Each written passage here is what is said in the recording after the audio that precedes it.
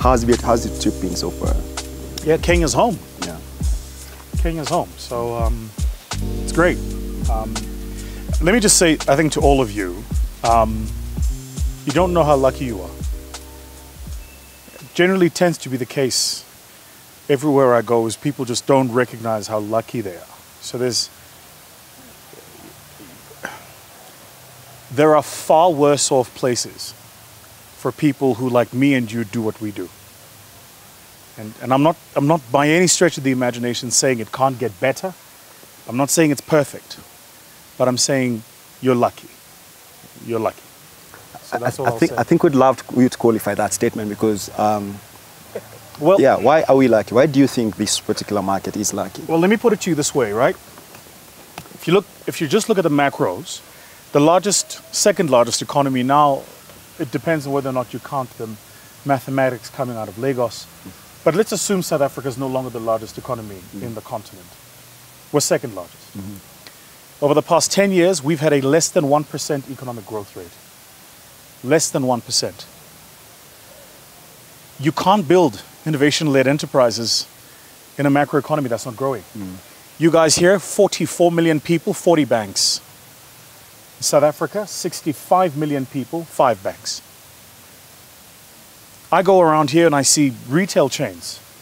And every single corner I go to, it's a different retail chain, different name. In South Africa, 5 large retailers. So you're lucky in the sense that you are in a market where capital is not so concentrated at the top that it forces out innovation. You're lucky. M-Pesa would have never happened in South Africa. The banks would not have allowed it. This is why even when they tried to launch it, it didn't work. Right? So you're lucky in this sense. The reason I'm saying this is because if what I'm saying is true and my thesis holds, then you guys are living through the era of kind of what China lived through 60 years ago, what Indonesia lived through 40 years ago, what Malaysia went through 30 years ago, and what the US went through 90 years ago. Which means the Rockefellers, the Rothschilds of Kenya, they're being created now. They're not the wealthy families that you think of. It's you guys building innovation-led enterprises to serve an entire continent that off the free trade agreement has now become one single trading bloc. The true wealth is being created now. Recognize, secondly, that we've moved from industrial-driven economies to innovation-led economies. And you're lucky in the sense that that's kind of built into the fabric here. So I want to be clear. I'm not saying it's perfect. There are countries in the continent whose infrastructure dwarfs yours by a margin. But therein lies the opportunity, I think. So, yeah, that's it. Of course, I love that statement because it addresses the question we had earlier. Every time we talk to investors, they say our market is too small. There's a lot of gems you should pick from that statement. And that's your conversation with investors. You know, the question of growth, having Carrefour coming into the market, those are just, they validate, you know, our assumptions about some of the things we've been discussing. So when I see market, you know, my background is corporate finance. When I see market consolidation, I know that we're in a 7-year cycle away from new innovation. The way capital works is the nature of capital is to be monopolistic. Remember when you did Economics 101, they gave you that graph and it spoke about where does profit lie? And the place of zero profit was perfect competition, which is interesting because we're taught in the free market economy that competition is good. But if competition is good, it only generates zero profit. The highest margin of profit is monopoly. And somewhere in between is the oligopoly, monopolistic, etc. The nature of capital is it flows to the place of highest accumulation. Capital by its nature monopolizes. If you and I today had a check for $10 billion and our mandate was financial services in Africa, what would we do? We'd buy the largest players and consolidate them into a single brand. Then you take all the shared services, you'd consolidate those, you achieve cost efficiencies immediately. You take those cost efficiencies into your bottom line, you give yourself the multiplier, you sell it off to a private equity firm and you go do it again. The nature of capital is to consolidate. However, the nature of capital is to consolidate, the nature of innovators is to force capital into the consolidation cycle. So when I see capital buying, I go, great.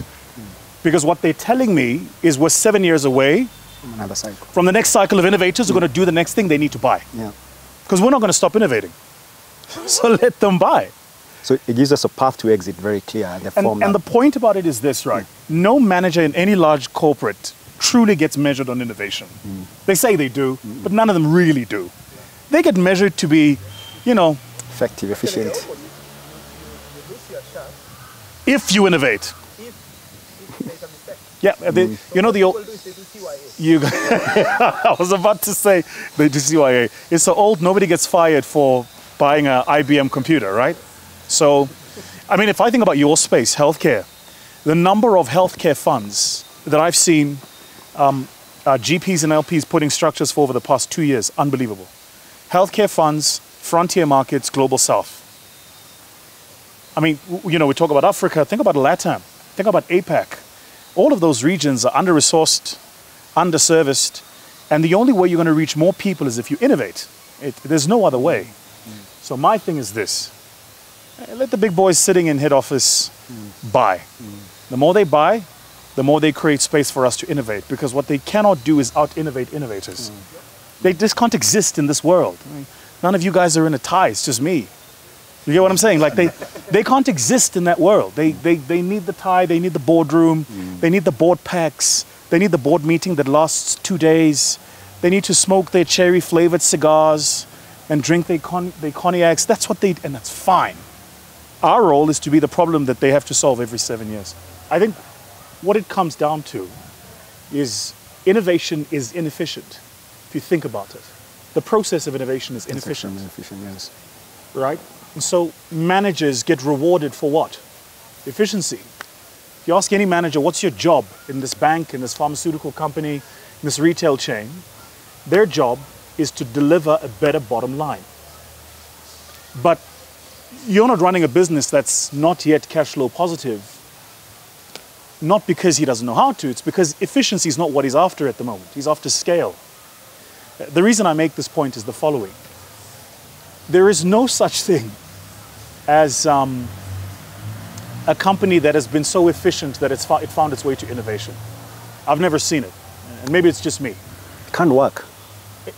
Say again? It can't work. What, being if you have a efficient very efficient company, you're already very comfortable. This is where the MBAs are coming in to sustain the system, to keep going. Precisely. Yes. Yeah. Because you're paying people for the marginal unit saving, which is, by its very nature, what innovation is going, not how do I save money, but how do I find a way to create new money? And that process is inefficient.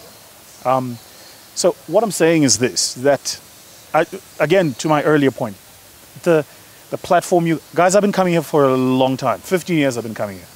So I've kind of seen the trajectory. I was coming to Kenya long before the expressway. Right? Say again? I know. So, I've been coming here long enough to kind of have seen it.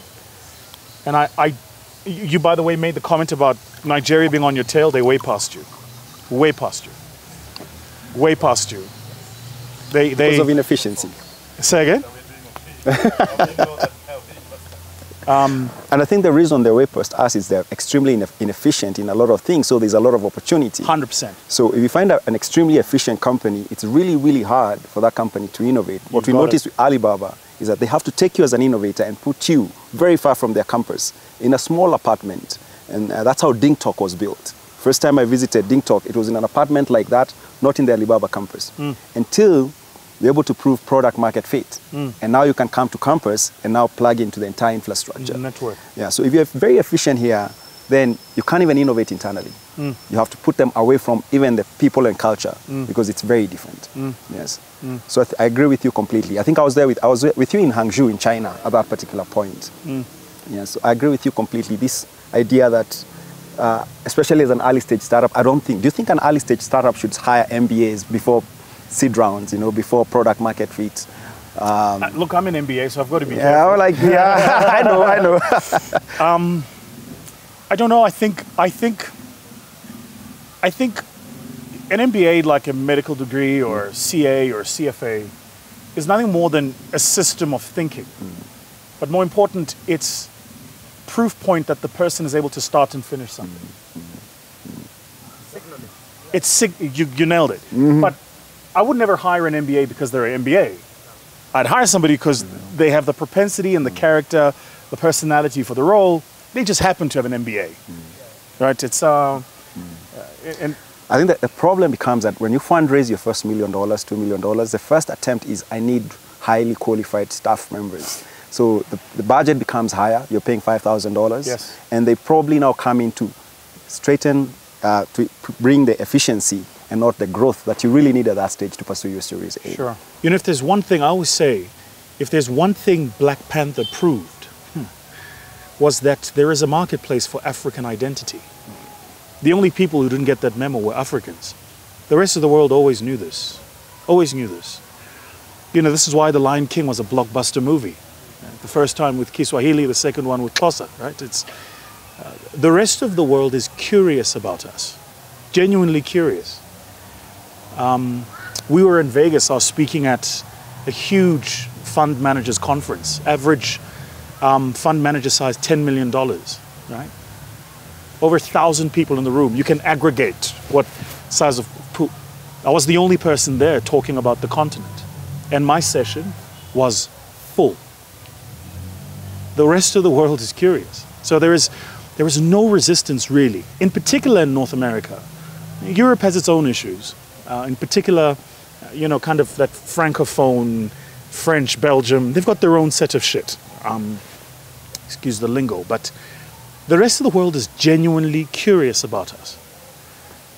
The second thing is the rest of the world, you know, the first rule of investment is don't invest anything you can't lose, right? The second rule of investment is only invest where you're going to generate an alpha. And Africa is alpha. So the mistake we make is we think TAM, total addressable market. The rest of the world doesn't really evaluate us on TAM. They're looking at alpha first. They're going, oh wait, you've got an insurance penetration at 2%. If you doubled it, It's 100% growth. wow. And 2 to 4% is not a lot. Not with us building fintech players. So the work I'm busy doing at the moment is we're raising a fintech fund, a $200 million fintech fund. And maybe it's something we should take offline on this. We're at $50 million committed already. And it's interesting talking to LPs. All the African LPs, when you tell them you're raising $200 million, you know what they say? It's too much. You're raising too much money. It cannot be absorbed. Market can't absorb it. Really? Really? Of course the market can absorb it. But they're not here. Right? I'm here, then we're going to Rwanda next. I was just, you know, so I know on the ground who are the people building. I can tell you the tech, I know the guys behind it, I know the ticket sizes. I also know that a lot of African founders tend to understate the ticket size just to close the round. Yeah. Yeah. And so you do more rounds. And so you know, you end More up dilution. You're doing, you know, you've done 7 or 8 rounds now, but you haven't even reached Series B yet. You keep doing a safe and then a convert and then a safe, because the market tells you there isn't enough to absorb. Of course there's enough to absorb. There's huge amounts to absorb here. A friend of mine, Rob, it's actually one of my best friends, Rob Hunts and Nicholas from Norshkin. They've created this 22 fund. I was supposed to be a partner in that thing, but there were things happening behind the scenes, some personal stuff, and I missed the opportunity. But that's a $200 million fund, innovation. And they're deploying already. Your question was, what's the resistance? The resistance to Africa is in Africa. It's not outside. It's not that we're inward looking. It's that we've been told for so long we're worthless. We believe it. We believed it. Yes, yes, yes, yes. Self-efficacy. Yes, yes. Of another type, yeah. And so, for instance, you know, we adjudicate each other long before the world does. We disqualify ourselves long before the world does. Long before the world does. The truth of it is, those people studied overseas, and that's where the capital came from. And so, of course, they could, you know, by the time you're getting to Series A or Series, at an institutional level, man, it's been de-risked, this thing. Completely. And we went to school with guys who were in Ivy League. They're now working on Wall Street. You know, money is tribal as well. You call your friends in Wall Street to give you a seed round, and they can connect you easy. What do you think of online school in Africa? Then we take a group photo. What is an online school? We teach online. We built everything on top of Zoom. So kids getting ratio of students to teacher is 1 to 5 students, and we deliver curriculum online. And then we have social activities and sports activities on Fridays. Brilliant. No, it's brilliant. I think it's the way of the future, man. You know, yeah. I've been doing this for long enough to say that if you're in Africa, right now, any innovation play, you have to be deliberate about failing for you to fail. Just because the need, and you know, let me tell you actually what I think. I think the biggest asset for African innovators is Instagram and YouTube. And I'll tell you why. Because Instagram and YouTube is convincing the entire continent that it can consume at a level it's not producing. And so the only way for us to consume at that level is if we up our production. The only way that's going to happen is if we innovate our way there. We're going to have to leapfrog our way there, right? And so, you know, if we can't all afford Christian Louis Vuitton shoes, immediately comes into the fold a young African designer who makes a great shoe that is very fashionable, builds a brand around it, and it takes off. So I think anything online, anything innovation, you have to want to fail for you to actually fail. I'm biblically concerned about this hacking guy. I'm really worried about this. Very uncomfortable about it. Guys, I know you all want to take a picture with Vusi, but we'll probably have to do a group photo so that we can release him. We had hoped to take you on tour of the school, but we can skip that part. Hopefully we'll have conversations and you can see us next time you're around. Make it happen. Right? Make it happen. Okay. I'll be here.